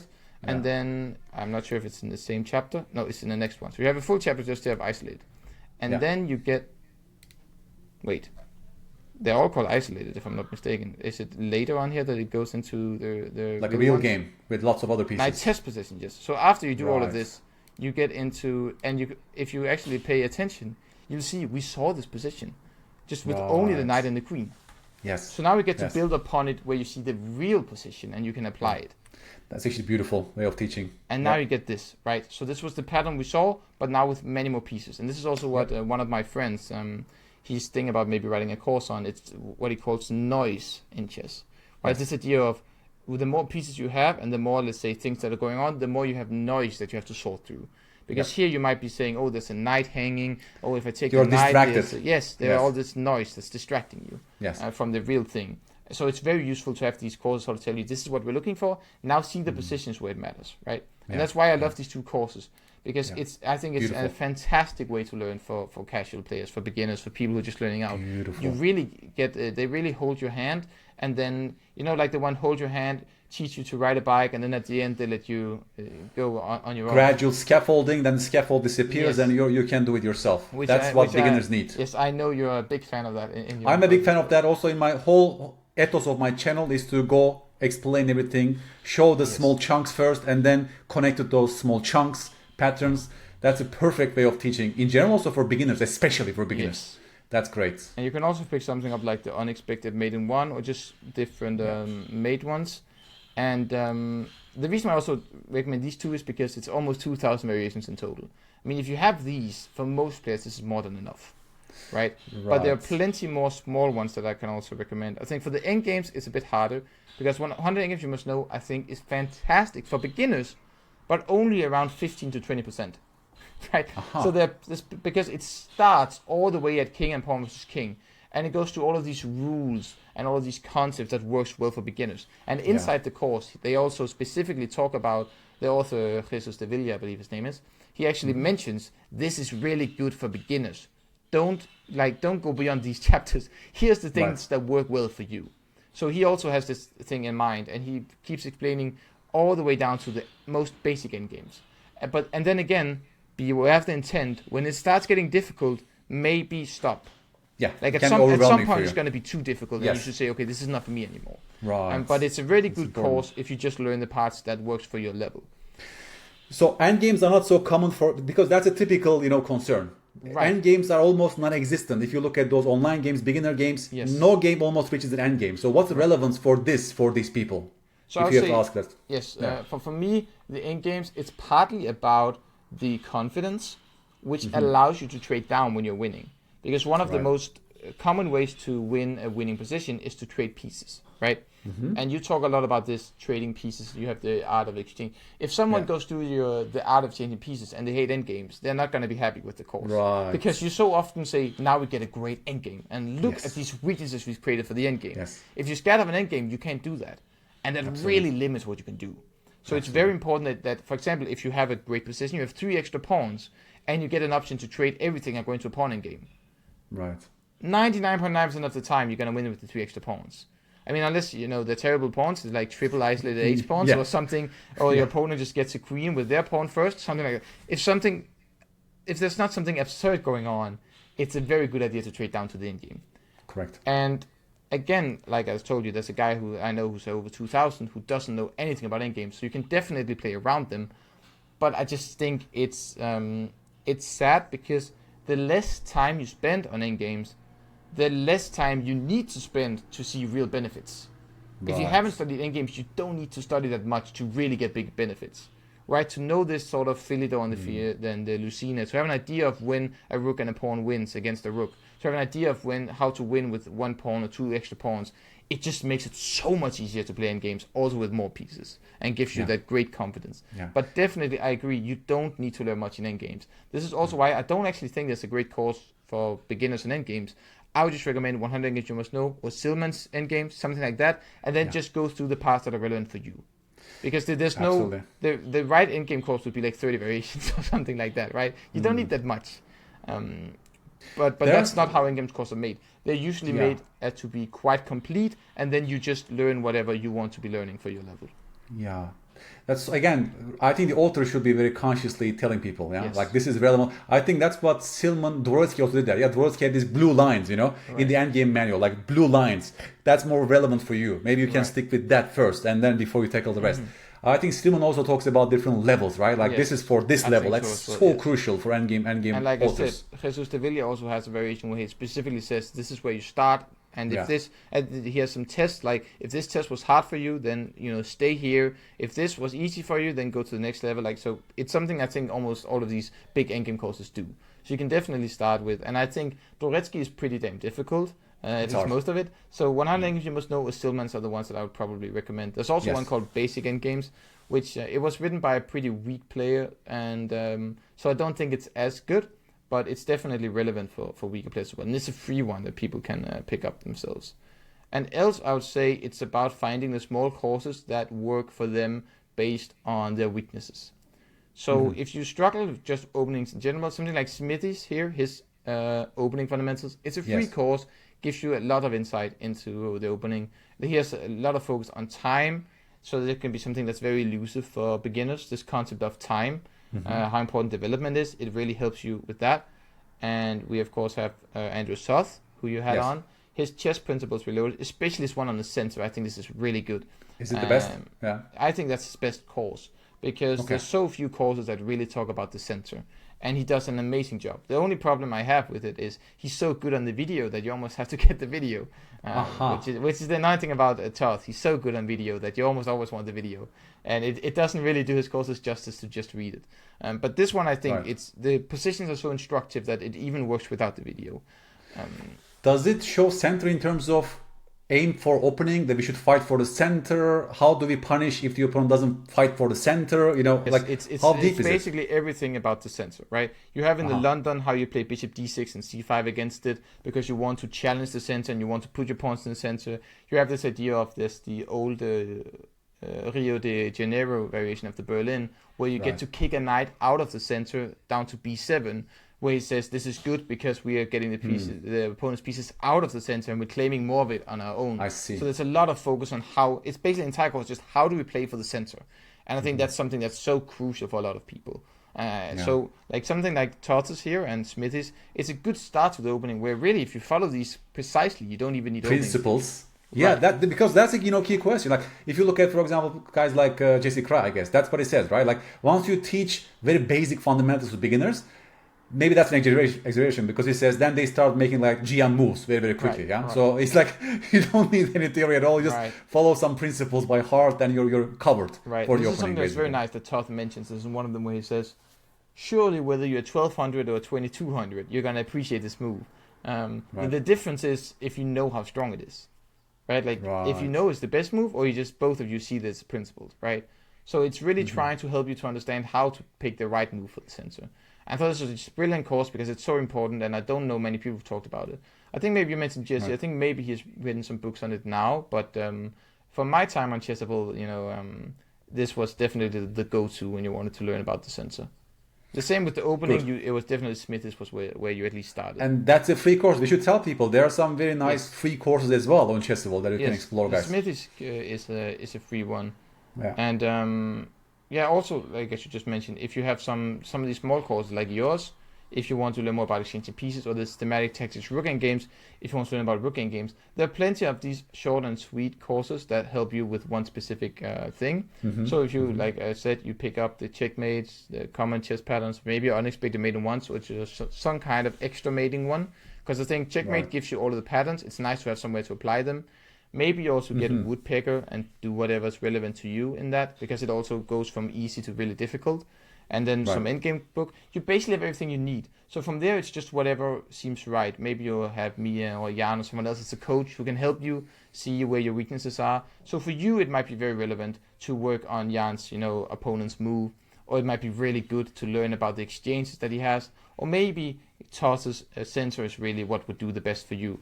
And so there's lots of these small, very nice courses that tailor specifically to one subject that can be super useful, but which you wouldn't recommend to everyone, right? Because not everyone struggles with the same things. But what you can do is you can go in here, all courses, and here when you're searching, you have all of these things on the side that you can choose between. Right. And it gives you an immense, for example, you can say, well, I'm 400 to 1200. Now I should say Chessable are a little bit, I've always critiqued them a bit there, and I've even given some bad reviews because of it. I think they usually have too much range. Right. Like this, keep it simple. It says it's from 1200 to over 2200. I have a little bit of you probably can't make a course that works for both. But that big. So always keep a little bit in mind. If let's say if you're at the lower end, maybe you're just in there and maybe it's not perfect for you. So for example, to keep it simple, 1200, right? That's also some note. He might have chosen it because it's relevant for 1600, because this is a range, right? 1200 to 1600. So he might have chosen this because 1500, 1600 should use the course, but not 1200s. So you should be aware when you use this. But it definitely helps. For example, let's say I'm a beginner.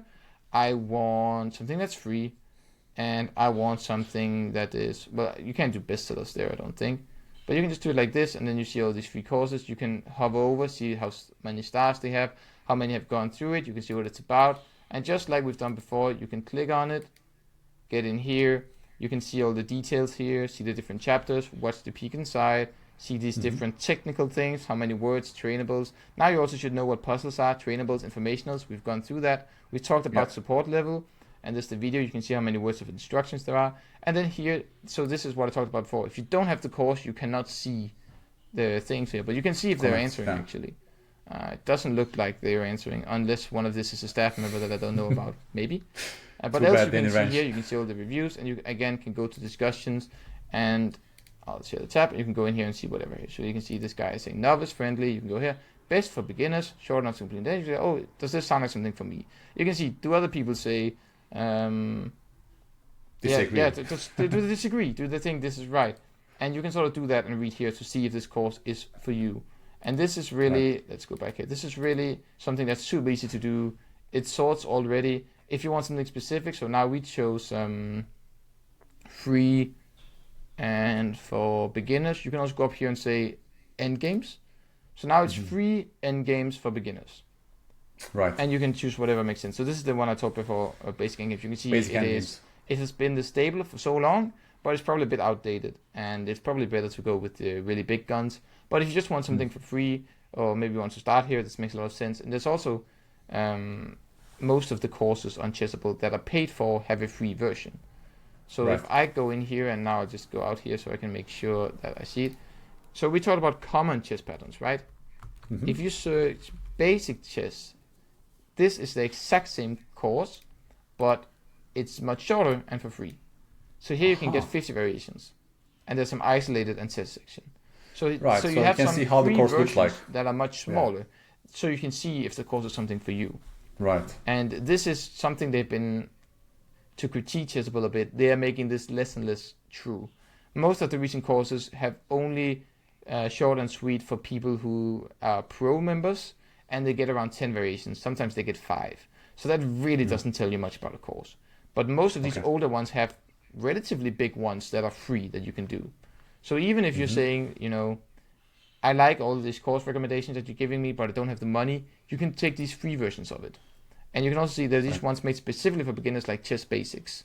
So you can get some, like the chess basics you can start with, the basic end games, basic chess patterns, and there's also the one with the mating ones we talked about. There's the Art of series. Speaking of the devil, my series, yes, strategy. So if you want to get a glimpse into all of his courses, you can do that as well. And there's also some very unique ones, like we talked about Smitty's. There's also this way, typical tactical tricks, 500 ways to win. So there's plenty of these, and Toth also makes lots of free ones and free openings. So if you want to just try something out, or you just don't have the money for the full course, definitely Chessable can still be for you. Maybe this is something we should have mentioned earlier, but it's a great point. Chessable can also be for you, even if you don't have all that money to spend. And also in here, generally, I think you are an example of this. I'm going to pick you.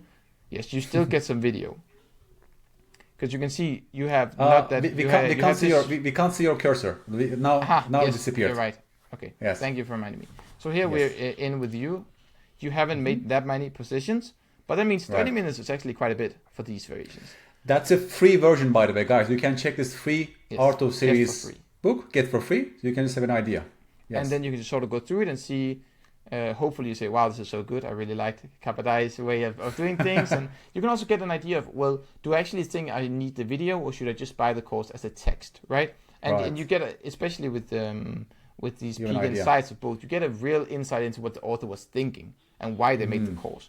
So this is a great way to see, because we've talked so much about, making a choice, being intentional, seeing if it's for you, is it for your level, does this work for you? This is a great way to test it. And of course, Chessable has 30 days refund as well. So if you do pick up the full course and it's not for you, it's not a problem. You can get the money back. As you just mentioned, you can't do it twice. And the reason why I mentioned that is you used to be able to do that. In fact, you used to be able to do it infinite times. So there's a few courses that that I tried to send back, and I said, wait, isn't this the second time? I thought, is this a new policy? And they're like, yes. I'm like, oh no. So I have a few courses that I tried to send back. So I should tell all you can do it once now. Only once. Once a lifetime, basically. That's it. Yes. Like once a year? No, once in a lifetime. Once in a lifetime, yes. But of course, that's still fine. So you can buy a course. If you didn't like it, you can send it back. So you just can't keep doing that, which is completely fine. Makes sense, of course. You have free versions. You have all these peak insights. You can definitely make an informed decision. And if still you feel like, oh, that wasn't actually for me, you can refund it. And this is part of why we love Chessable so much. You have like all these things we've talked about. You can easily refund it. You can so easily see what it's about. You can see this free peek inside with the author explaining why they did what they did. And you have the 30 days to try it out to see if it really is for you. And it just, I don't know anywhere else where chess is this freely available, where you get so many things for free if you want it, and so many really high quality things that, especially if you buy them on sale, are actually really cheap.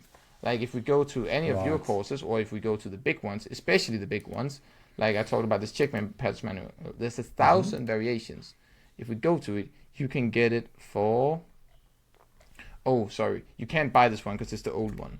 So I have to find the new ones. Yes, with Christoph Selecki instead. Christoph Selecki, just explained. Here you can buy it. Oh, this is because I have the old one, so I get it for no money. You cannot get it this cheap. But 30 euro 30 euros, or on sale for 1,000 variations is insanely cheap. Imagine having it in a physical book, right? Like that would be something huge. And also usually the video comes on half sale or something. If it's a fairly cheap course, you get it for 3 to 4 euro per video. If it's fairly expensive, it's like 5 to 6 euro per hour, which is still very, very cheap compared to getting individual coaching. Although I should say it's no substitute. Definitely think about getting a coach. We can help a lot, even though you have this great value on Chessable. And so it's just to say, no matter how much money you have, there should be something for you on Chessable. And one thing you can always do is you can, like I showed you all these free courses, you can pick like 20 free courses and then buy just 2 or 3 full courses of those that you like the best. And I know there's some people who do this because they just don't have the money, or if they, let's say, they prefer getting coaching, they don't have the money for both, right? So I think it's one of the things that really makes me love Chessable so much, is that it's just available for everyone. And it doesn't feel like they, with the peek inside, the free video, they make sure that even if you don't have all the money, you can still enjoy it. Yeah. So hopefully that gives everyone a good idea of Chessable and shares most of my knowledge. Great information you gave us, Benner. I learned a lot myself. I'm not a crazy Superuser like you, and you also taught me a couple of good tricks that I will try to implement. And because we covered, tactics, common chess patterns is sort of like puzzle rush. It teaches those recurrent patterns, right? Tactical pattern recognition is very important. But also you can complement that with hardcore calculation courses, like my course, Fundamental Chess Calculation Skills, which test you with different questions, sometimes positional, sometimes tactical, right? You don't know what's coming at you, but I also give specific instruction when it comes to those positional mini plans and so on to hold your hands. So calculation is, of course, also a different process that should be tackled in that sense, like separately. So keep that in mind. Keep that resources are plenty on Chessable. Almost nothing is uncovered right now. Actually, it's super saturated. But I should also mention quickly that it's very important that you don't just use Chessable. Actually, one of the ways that it works very well is to complement it with regular training. So this idea of something that doesn't recur is also very good, because our brain is made to forget information that isn't important. So it can also be very good to complement it with, let's say, just doing puzzle rush, or just doing tactics on Lichess, or studying openings somewhere else, like reading a book or watching a YouTube video. You can also do it without some space repetition, and then it sort of complements each other even more, so you can remember all of the most important stuff. And especially with the tactics, it's very good, because then you make sure that you're actually understanding it. Because on Chessable, you have these, let's say, a couple thousand variations. At some point, you might just memorize them.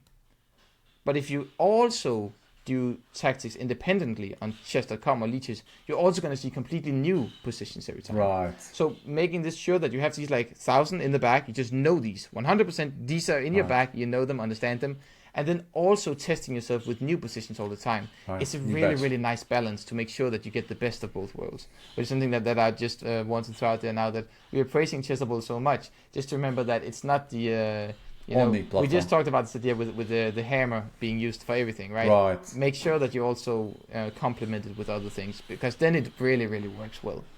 Yeah, and in general, of course, right? Like we should, of course, study and also play games, play long games, analyze our own games. That's of course a hardcore part of our chess training, right? Like we are only talking about, and most adults actually love studying, and they sometimes don't play so many games, right? You know that, right? Like some people just love studying and getting more courses. That was me So for a long always. time, yes. Yeah, always try to also find the balance there, guys. Like I have so many my own students, they don't play enough games basically, and then they don't get enough feedback and so on to apply, to see those holes in there. It's like a football player who only reads books about football, right? It's at the end of the day, there's only so much you can read. You have to apply. Absolutely. So these things were quite nice for us to discuss, and they actually also worked for your own students over time. You have like real experience that these courses actually gave results, like practical results. For sure. I mean, some for of these, people. like that's also specifically why I mentioned common chess patterns and the checkmate. I've seen some students improve multiple 100 rating points after getting these courses, and they say themselves like these courses really made a difference for me. But I should also mention there are other ones out there, plenty of, like I showed you how to look around. There are plenty of these ones like 13 tactical things to be aware of, I think it's called. There's like improve your knights, knight forks. There's plenty of things if you want something more, let's say, exact. If you want something that's similar but very specific tactics. Because maybe you struggle a lot with knights, or you struggle a lot with rook endgame specifically. You can find something just for you. It's just almost 1,000 courses are there, right? Right now, maybe more than 1,000 already. Yes, I mean, we should remember there's different languages and there's the free versions. Right. So there's not quite as many, but there's definitely, I say, at least plenty. 500. Yeah. Yeah. You can definitely find something that is very specific to your needs and so on. Right. And which is why I get so sad when I see these people with all the lifetime repertoires in their account and they're rated 1,200. I'm thinking there's so much. Yeah. There's so many great courses for you to buy and to use. And you have it, or those who just blindly train, like we've talked about all these different ways to train. I was like, oh, you have so much potential in the Chessable platform. Please use it, right? Please use it. It's also, sense of control. People, they buy those lifetime repertoires. They feel like they are in charge, like so much psychological fear as well, fear of the unknown, fear of they will be crashed in the openings and so on. So that's also pushes people to maybe overstudy the opening part. Yes, actually. for sure. I mean, I have that with people of my courses who ask me, well, what do we do here? What do we do there? Yeah. And I almost just want to respond, enjoy. enjoy the game. You're very happy if that happens, right? But it's like, no, but I haven't learned a reply. It's like, but that's not how chess works. You cannot learn a reply to everything. But at some point, you just have to, play chess. Right. Benner, incredible discussion. I learned so much. I'm pretty sure my subscribers know a lot right now. After your explanations, they have much better idea about how Chessable works. And if you missed out something, guys, please write to me on YouTube. I'm very helpful. I will respond to your comments and maybe fill those parts by also asking Benner. And I'm here to help you over time, to get better in this beautiful game. Also giving you all the right tools to improve. Again, as I said, this was not sponsored by Chessable. I just did it to get you guys more info about how the platform looks like. We also discussed some weaknesses potentially for improvement for the future. So let us know how you like this episode overall. Maybe it was a bit too long, but I guess you can always, I will write chapter names. You can always go back to write chapters to see. I try to give all the explanations. Very comprehensive. Yes, so they can always go back. By the way, you can find Benner on Chessable, on Discord by username Benner, I believe, as well. Benner Boy, yes. Benner Boy, you can also tell them exactly how they can find you for coaching as well, for one-on-one coaching. You can always reach out to you to reach out to me. We are always in contact. So yeah, we are in contact as well, so that should be done easily. And amazing feedback, Benner. I mean, I'm sure we'll talk to you again because I will continue this podcast form in the future. I think I got good feedback. I would love to talk to you again at some point. And also you gave me some inspiration of finally creating my first ever Chessable opening course, right? Yes, that would be so you give me some courage on that as well, to some tools in my disposal to check actual games and look at this data and so on. This was a blast. I hope everyone enjoyed and hopefully learned a thing or two. Great. And as See you again. they've already learned, I'm not the kind of guy to make things brief. I do in my courses, but you get all the I know. explanations. Very comprehensive. Yes. Yeah, exactly. Great feedback, Benner. Thank you so much, sir. Yes, See thank you you for having soon. me. Have a great day. Bye bye.